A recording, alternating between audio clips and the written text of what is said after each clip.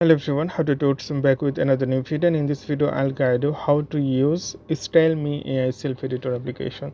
So first of all, you need to install this app in your smartphone, then simply tap on the open button.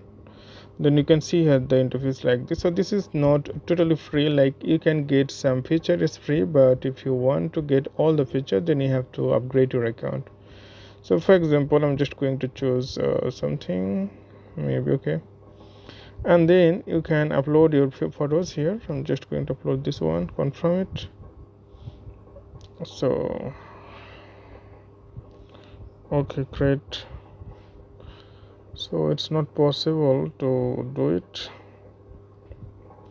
because this is not free. You have to upload your picture. Okay, you have to upload your picture, but you need to buy premium subscription here through this way.